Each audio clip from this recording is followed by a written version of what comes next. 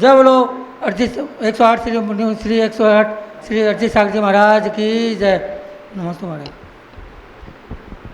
हे वीर तुम्हारे द्वारे पर एक दर्श भिखारी आया। हे वीर तुम्हारे द्वारे पर एक दर्श भिखारी आया। प्रभु दर्शन भिक्षा पाने को नयन कटोरे लाया है। नई दुनिया में कोई मेरा है, आफत ने मुझको घेरा है। बस एक सहारा तेरा है, जग ने मुझको ठुकराया। धन दौलत की कछु चाहे न, घर बार छूटे परवाए। मेरी इच्छा है तेरे दर्शन की, दुनिया से चित भराया। हे वीर तुम्हारे द्वारे पर एक दर्श भिखारी आया। अब मैं गुरुदेव के चरणों में निवेदन करते हुए निवेदन करूंगा कि अपनी ओजस वाणी से धर्मोपदेश दे के हमें धर्म लाभ दे। नमस्तु गुरुदेव, नमस्तु गुरुदेव।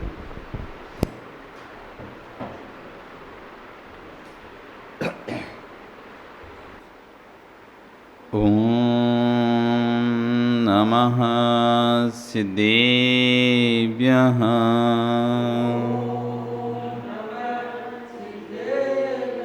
ओम नमः सिद्धेभ्यः।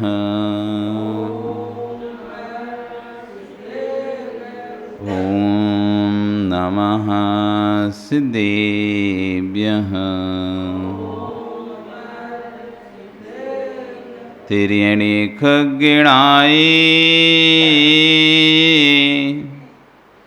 रुतारी मोहे सिर सिरेण बिहू। आयरी राव बसियो परवादीणियो भव्य झीलोए। नमो अरिहंताणं नमो सिद्धाणं नमो आयरियाणं नमो वज्रायाणं नमो लोये सव्यसाहुणं। बोले अनंत अनंत परमेष्टि भगवानी की, आदिनम आदिनाथ भगवानी की, वर्तमान शासने महावीर भगवानी की, आचार्य श्री 108 कुंद कुंदेव स्वामी महाराज जी की, आचार्य वर्ष अक्षर विश्व सागर जी महाराज जी की, अहिंसा में विश्व धर्म की।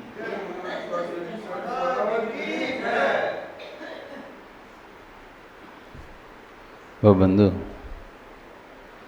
वर्तमान शासन न्यायिक वर्धमान स्वामी के शासन में तीर्थंकर प्रभु की चरण निष्ठा में बैठकर हम सभी जिन देशना का श्रवण कर रहे हैं।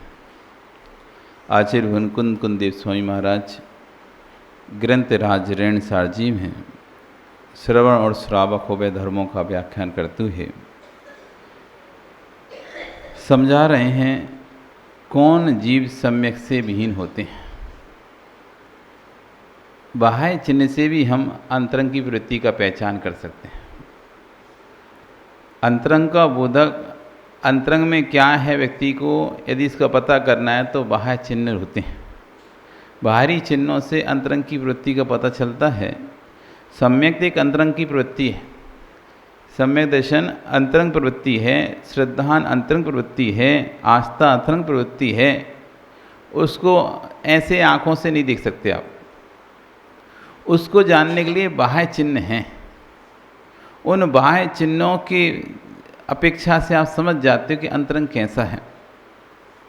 गुस्सा कभी आपको देखा? गुस्सा कभी देखा आपने? गुस्सा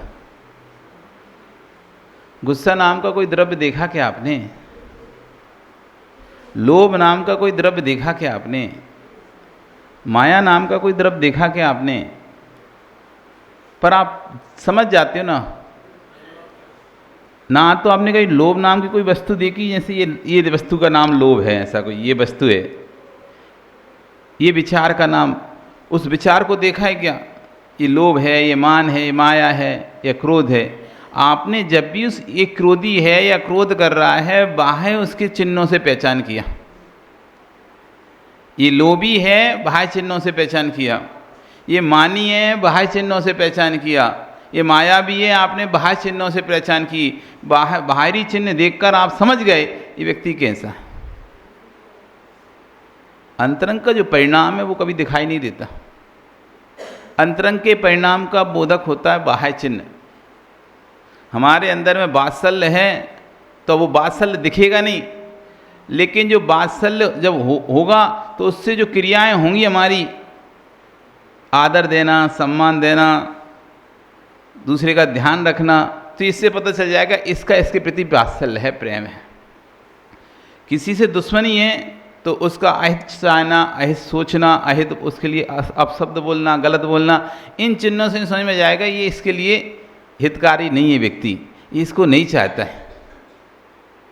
जब हम किसी से आपस में बात करते हैं, कोई तीसरा व्यक्ति से हम बात कर रहे हो तो तीसरा व्यक्ति समझ जाएगा हम जब उससे बात करें किसी व्यक्ति को लेकर कैसी बात कर रहे हैं, उसकी अच्छाइयाँ बता रहे हैं तो समझ जाएगा ये व्यक्ति इसका मित्र है। यदि हम उसकी बुराइयाँ गिरा रहे हैं तो समझ जाएगा ये व्यक्ति उसको नहीं चाहता है।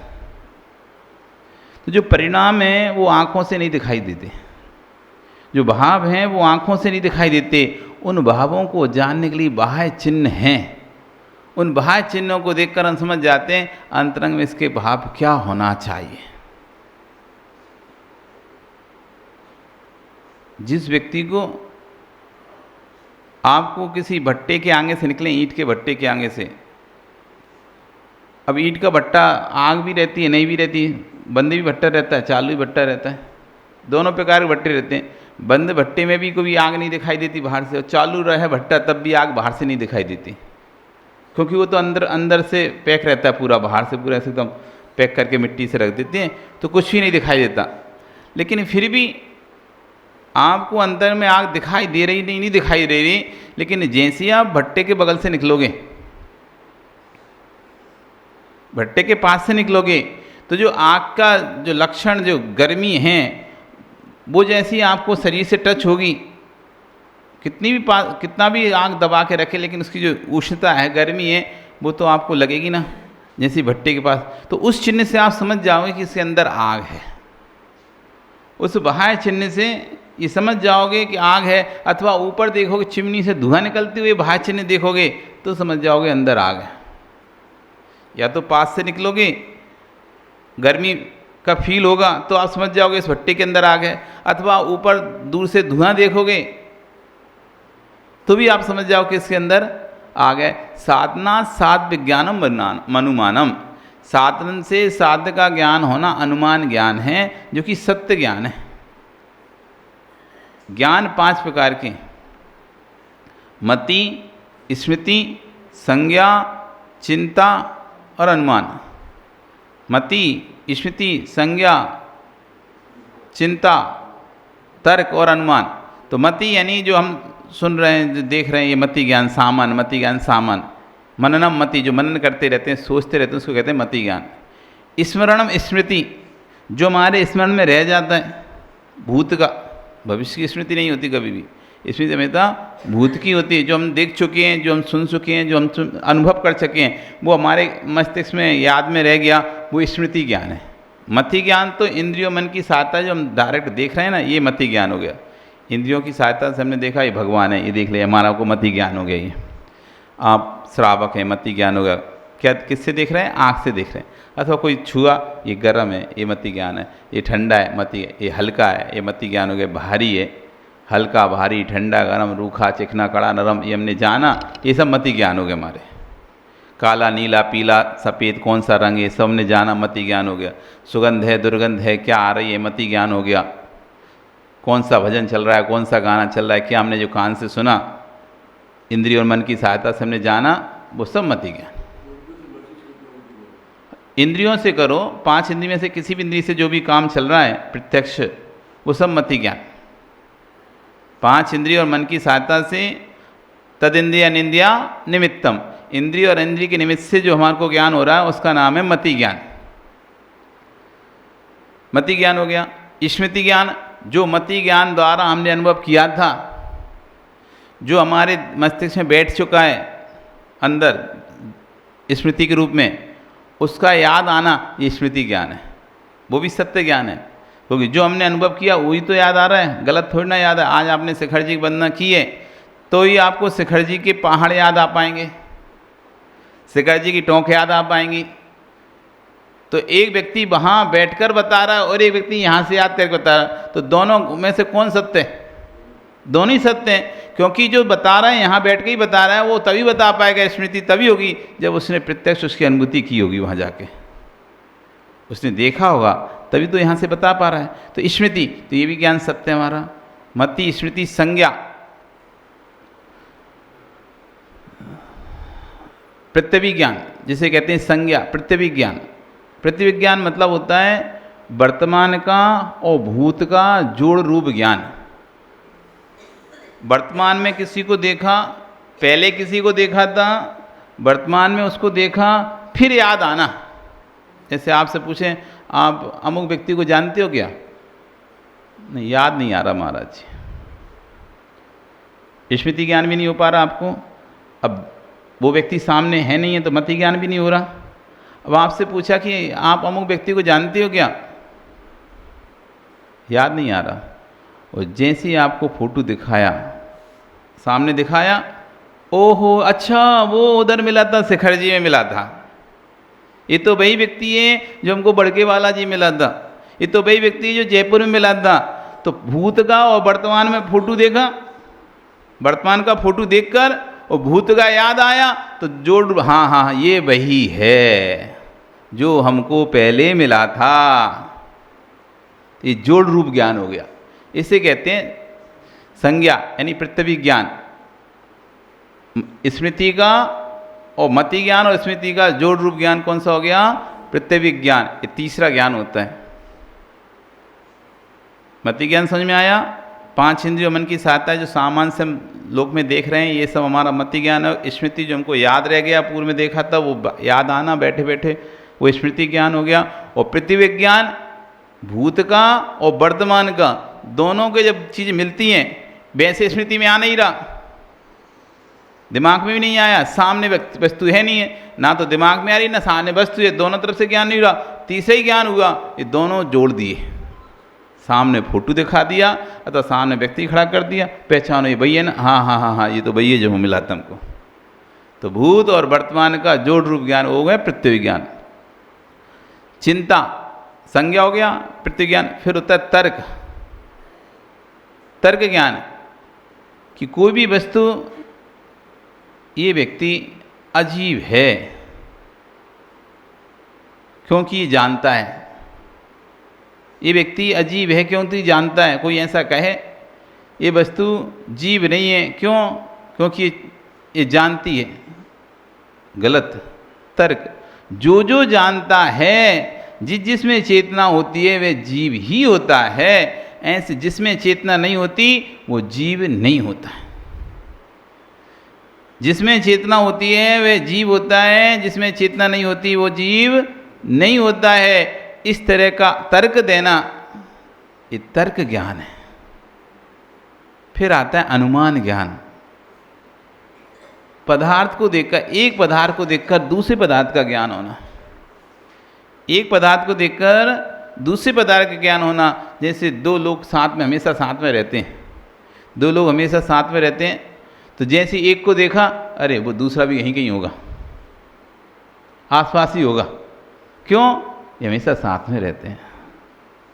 ऊपर आपने आकाश में धुआं देखा, ओ क्यों, क्या हुआ? कहीं आग लग गई लगता है। एक को देखकर दूसरे का सहचारी, एक साथ रहते हैं, एक रहेगा तो नियम से दूसरा जरूर वहाँ पर होना चाहिए। धुआं है तो नियम से आग होना चाहिए। ये अनुमान ज्ञान है कि धुआं देखकर हमने किसका बोध कर लिया? आग का बोध कर लिया। साधन को देखकर साधक का बोध कर लिया, तो ये अनुमान ज्ञान हो गया, ये ज्ञान है। फिर आखिरी में आता है आगम ज्ञान।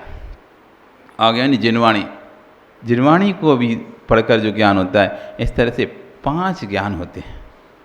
मति, स्मृति, संज्ञा, चिंत्या, विभव, चिंता विनिबोध,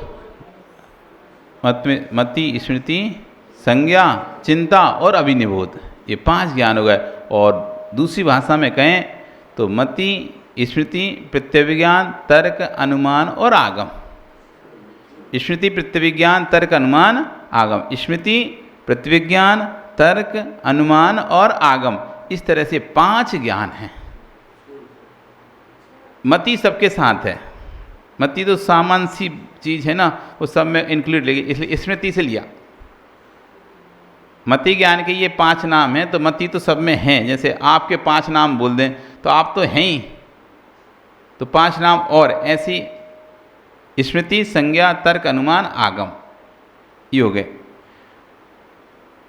और मति, स्मृति, प्रत्यभिज्ञान, तर्क और अनुमान, इस तरह से 5 नाम हो जाते हैं। कहीं मति ले लेते हैं, कभी स्मृति शुरू करते हैं, तो इधर आगम जोड़ते हैं। तो कहने का मतलब यहाँ पे था कि अनुमान नाम का एक ज्ञान है। कौन सा नाम का? अनुमान नाम का ज्ञान है, जिस ज्ञान से सम्यक ज्ञान का भेद है, जिस ज्ञान से हम पदार्थों का बोध कर सकते हैं, उसका नाम है अनुमान ज्ञान। तो हम बाहरी चिन्हों को देखकर अनुमान लगा सकते हैं कि अंतरंग का भाव इसका कैसा है। बाहरी चिन्हों को देखकर अंतरंग का बोध कर सकते हैं। तो यहाँ आचार्य कह रहे हैं कि सम्यक से रहित जीव कौन होता है, ये कैसे पता करें, ये कैसे समझ जाएं कि ये भी जीव तो सम्यक दृष्टि हो नहीं सकता। बाहर कितना भी प्रबंध छलावा करे, कितना भी धर्मात्मा बनने की कोशिश करे, यदि ये लक्षण इसके अंदर हैं उस जीव के अंदर, तो जीव कभी भी सम्यक दृष्टि नहीं हो सकता। उन्हीं बातों को यहाँ पर कह रहे हैं, खुद्दो रुद्धो रुठो अनिठ पिसुन्नो सग्वियो सूयो गायण जायण भंडन दुस्सण शीलो दुसव उम्मुखो।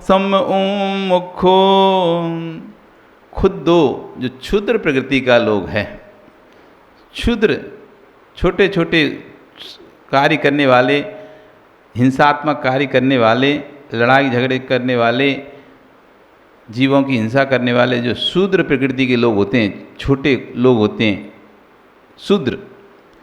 फिर कह रहे हैं रुद्धो, रौद्र प्रकृति वाले, जो हमेशा हिंसा में आनंद मानते हैं, चोरी में आनंद आता है जिनको, परिग्रह संचय में आनंद आता है, कसाय में जिसको आनंद आता है, हिंसा नंदी, मिशा नंदी, चौरिया नंदी, परिग्रह नंदी, इन 4 प्रकार के रौद्र ध्यानों में जो आनंद बना ले, ऐसे रौद्र ध्यानी जीव। तीसरा कह रहे हैं रुष्टो, जो रुष्ट रहते हैं, हमेशा रूठे रहते हैं, जिन्हें मनाना ही पड़ता है जब देखो तो रुष्ट प्रकृति के लोग, वे सम्यक दृष्टि नहीं हो सकते। अनिष्ठो, दूसरों का अनिष्ट चाहने वाले, जो सदैव दूसरों का इष्ट नहीं चाहते, अनिष्ट चाहते हैं, इसका किसी का भी जिनके द्वारा भला नहीं देखा जाता, अच्छा नहीं देख सकते, जो किसी का हमेशा दुगाड़ तोगाड़ में लग रहे थे दिमाग में, कैसे इसका बुरा हो, कैसे इसका बुरा हो, कैसे ये फंस जाए। इस तरह से अनिष्ट चाहने वाला जो रहता है, या अनिष्ट करने वाला जो रहता है, दूसरों का अनिष्ट करता रहता है, ऐसा व्यक्ति कभी सम्यक दृष्टि नहीं हो सकता। फिर कह रहे हैं पिशुणो, चुगलखोर, जो इधर की बात उधर, उधर की बात इधर, नारद का जो काम करता है, ऐसा चुगलखोर, चुगली करने वाला। सामने वाले ने कोई ठीक है, कसाय में किसी के प्रति बोल दिया कुछ, व्यक्ति ऐसा ही है, बेकार ही है, वो जाकर उसको बोले आया, वो तुम्हारे बारे में ऐसा कह रहा था, जबकि उसके अंदर ठीक था, उस समय गुस्सा था, गुस्से में उसने बोल दिया, अथवा ठीक उसका स्वभाव इस तरह का था, तो ठीक है, मुंह में से निकल गया बोलने में उसके लिए कि तुम ऐसे हो, वो व्यक्ति ऐसा है। इसका मतलब ये थोड़ी ना कि उसने ये कहा था कि जाकर उसके क्यों आना, जाकर उसको बोल आना। ठीक है, कसाय थी, उसने उसमें कसाय के आप ही बोल दिया, दूसरा चला और जाकर उधर बोले आए, अरे वो तुम्हारे बारे में तुम ऐसा बोल रहा था, चुगली कर दी ना। ये चुगलखोर होते हैं, आपस में 4 बातें कोई कर रहा होता है, धीरे से उसको सुनते हैं और तीसरे को जाकर बताए आते हैं, अरे वो तुम्हारे बारे में ऐसा सोच रहा है, ये तुम्हारे बारे में, और उन दोनों के आपस में मतभेद हो जाते हैं, मनभेद हो जाते हैं, लड़ाइयाँ हो जाती हैं। तो ऐसा चुगली करने वाला चुगलखोर को आचार्य उन्होंने आगम पृष्ठ मांस भोजी व्यक्ति कहा है। पीठ का मांस खाने वाला गीदड़, सियाल, जो सियाल है वो मरे का मांस खाता है, स्वयं का शिकार नहीं करता, दूसरे के शिकार को छीन कर खाता है, मरे का मांस खाता है, तो उसके कहते हैं पिष्ट मांस भोजी, पीठ का मांस खाने वाला।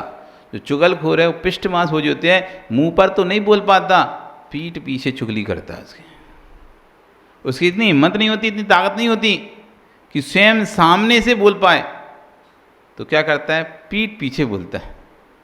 जैसे सियाल होते हैं, सियाल, गीदड़, सियाल, वो सामने से शिकार नहीं कर पाते, तो पीछे से शिकार करते हैं। तो ऐसी पिष्ट मांस भोजी कहा है पिसन चुगलखोर। तो जो चुगलखोर होता है वह कभी सम्यक दृष्टि नहीं हो सकता।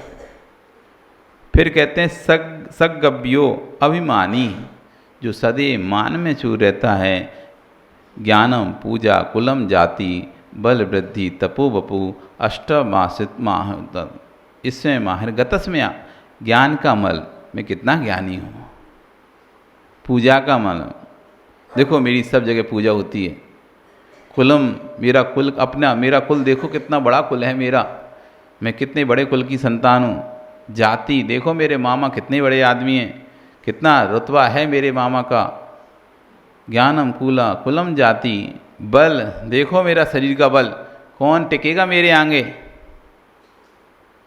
वृद्धि देखो मेरे पास कितना पैसा है, कितनी संपत्ति, कितना, इतनी गाड़ी, इतने घोड़े, इतने बंगले मेरे पास हैं, तपो तप, देखो मैं कितने उपवास करता हूँ, महीनों के 6 महीने को उपवास कर लेता हूँ, तपो क्या नाम बपू, शरीर देखो मेरा कितना सुंदर शरीर है, मैं कितना सुंदर लगता हूँ, मेरे जैसा कोई नहीं है, तपो बपू अष्टवा, ये 8 प्रकार के मद हैं। इन 8 प्रकार के मद में से कोई भी मद यदि आपको आ रहा है तो भी सम्यक से दूर है। किसी के अंदर इन 8 प्रकार का कोई मत दिखे तो कभी भी वो सम्यक दृष्टि नहीं हो पाएगा। ये लक्षण दिखा रहे हैं बाहर, भले भगवान की पूजा करता हो, अभिषेक करता हो, सांधारा करे, कुछ भी करे, साधु को आहार दे, साधु भी क्यों ना बन जाए, यदि इनमें से कोई लक्षण उसके अंदर भी हैं तो वो भी सम्यक दृष्टि नहीं है। तो सम्यक दर्शन कोई भेष को नहीं मिलता। सम्यक दर्शन का कोई संबंध भेष से नहीं है कि साधु का भेष हो तो सम्यक दृष्टि है, श्रावक का भेष हो तो मिथ्या दृष्टि है, या किसी का सम्यक दर्शन का संबंध भाव से है। सम्यक दर्शन का संबंध किससे है? भावों से। उस जिसके अंदर होंगे वो उसके पास होगा, और जिसके अंदर नहीं होंगे वो चाहे कुछ ही बने, आचार्य हो, उपाध्याय हो, साधु हो, श्रावक हो, यदि वो लक्षण नहीं है तो नहीं है। और दूसरे लक्षण, इस तरह के लक्षण दिखाई दे रहे हैं तो वो चाहे आचार्य हों, चाहे मुनि हों, चाहे उपाध्याय हों, चाहे श्रावक हों, वो मिथ्या दृष्टि ही होंगे। आप समझ जाओ और मध्यस्थ हो जाओ, उनके मुंह पे मत बोल देना, है ना। आप तो लक्षण देख लो, लक्षण समझ में आ रहे हैं, मानी अभिमानी दिखाई दे रहा है व्यक्ति, आचरित पद का मान है, शिष्य शिष्यों का घमंड है, चेला चेलियों का घमंड है, अभी सम्यक से दूर है जी, अभी सम्यक से दूर है। तो कह रहे हैं अभिमानी, फिर कह रहे हैं असूयो यानी ईर्ष्यालु। एक साधु दूसरे साधु को नहीं देखना चाहता, एक या दूसरे की बड़ाइयाँ नहीं सुनना चाहता, एक दूसरे की अच्छाई नहीं सुनना चाहता। जैसी हम अच्छाइयाँ करते हैं तो वो उसकी बुराइयाँ गुनाना शुरू कर देता है। तो ईर्ष्यालु, ईर्ष्या होती है ना। आप अपन भी देखते हैं, यहाँ पर कोई चर्चा चल रही हो, किसी की यदि बड़ाई चल रही हो और आपको सहन नहीं होती, अरे तुम्हें नहीं पता वो ऐसा है, अरे तुम्हें क्या नहीं, तुमने किसी ने पूछा नहीं तो वो कैसा है, लेकिन तुमसे उसकी अच्छाई सहन नहीं हो पाई, कोई ने पूछा भी नहीं, तब भी आपने उसको जाकर बोले अरे वो तो बेकार आदमी है, ऐसा है, हमें पता है, ऐसा है वैसा है। आपस में पंडित एक दूसरे की बुराई करते हैं, वो पंडित बेकार है, वो पंडित कैसा है, वो ऐसा है, वो वैसा है। वो मुनि राज की बुराई कर रहे हैं, श्रावक की बुराई कर रहे हैं। तो जो एक दूसरे के प्रति ईर्ष्या भाव चल रहे हैं, ऐसा ईर्ष्या वाला धर्मात्मा होकर भी सम्यक दृष्टि नहीं हो सकता। भले वो कितना भी पूजा पाठ कर रहा हो, कितना भी विधान पंचकलन कराए, पंडित होकर भी, प्रतिष्ठाचार्य होकर भी, यदि दूसरे प्रतिष्ठाचार्य के प्रति ईर्ष्या भाव है, उसकी बुराई करा रहे, वो तो सब फर्जी काम है उसका। तो बहुत सब जगह ऐसा करता है, सब जगह वैसा करता है, देखा है ना, सुनते तो ही ना अपन। एक व्यक्ति दूसरे की बुराइयां करते हुए अपन सुनते हैं कि वो पंडित ठीक नहीं है, वो ऐसा है वैसा है, हम बहुत अच्छा कराते हैं, हम पूरी विधि विधान से कराते हैं, तो विधि विधान से वो तो ऐसा पंथी है, वो तो वैसा पंथी, मतलब कुल मिला के हम ईर्ष्या जो है वो पब्लिक को परोसता है व्यक्ति मंच से बैठकर कि आप किसी को नहीं बुलाओगे, बस हमारे संस्थान से लोगों को बुलाना, बाकी सब लोग वैसी हैं। इस तरह से पर्युषण में आकर या पंचकलन किसी भी प्रवचन के लिए आपने बुलाया, पर्युषण में प्रवचन के लिए किसी भैया जी बुलाया, ब्रह्मचारिणी बुलाया, दीदी को बुलाया, किसी बुलाया, और वो सिर्फ कह रहे हैं कि नहीं बस हमारा संग ही अच्छा है, बाकी संग बेकार है, हमारे संग के साधु ही साधु हैं, बाकी शेष संग के साधु तो शीतलाचारी हैं, एकल बिहारी हैं, मिथ्या दृष्टि है, ऐसी बात कर रहा है। तो ये ईर्ष्या से भरी बातें हैं इसकी। आजकल तो कोई मुराज होते नहीं है, सब ऐसे ही हैं। इस तरह से कोई ब्रह्मचारी आकर यदि आपको समझा रहा है सबकी चर्या बेकार है, ऐसा है वैसा है, इस तरह आपके अंदर भर रहा है अश्रद्धान साधुओं के प्रति, वो 120 पंथी है, वो तो 13 पंथी है, वो तो ऐसा है, वो तो ऐसा करता है वैसा करता है, इस तरह से सामूहिक आपके अंदर ईर्ष्या भर रहा है। ये बिल्कुल शुद्ध मिथ्या दृष्टि जीव है। ऐसे व्यक्ति को तुरंत आपको रोक देना चाहिए। नहीं भाई, आप आगम की गद्दी बैठे हो, सिर्फ आगम की बात करो, अपनी कसायों को आगम मत बनाओ। आप अपनी कसाय को, अपने पंथ के राग को, अपने गुरु के राग के में आकर ना दूसरे पंथ की बुराई करो, ना दूसरे गुरु की बुराई करो। आप अपनी जिनवाणी की बात कहो, लेकिन किसी के साथ ईर्ष्या मत रखो। ईर्ष्या नहीं रखना चाहिए। तो कह रहे हैं ईर्ष्यालु होता है ऐसा व्यक्ति, फिर याचक मांगने वाला, ये दे दो, ये दे दो, ये दे दो। तो ये मांगने वाला याचक, भंडार, कलहकारी, कलह कराने वाला, सब जगह लड़ाई कराए, झगड़ा कराए, दो टुकड़े करा दे समाज के,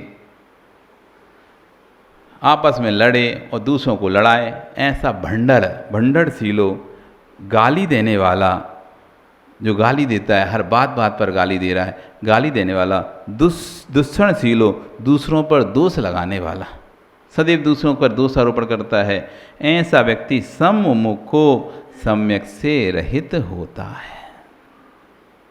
किससे रहित होता है? सम्यक से रहित होता है। और भी यहाँ पर चर्चाएं हैं। आज आपका समय हो गया, कल फिर समय मिलेगा तो फिर चर्चा करेंगे। बोली भगवान महावीर स्वामी की।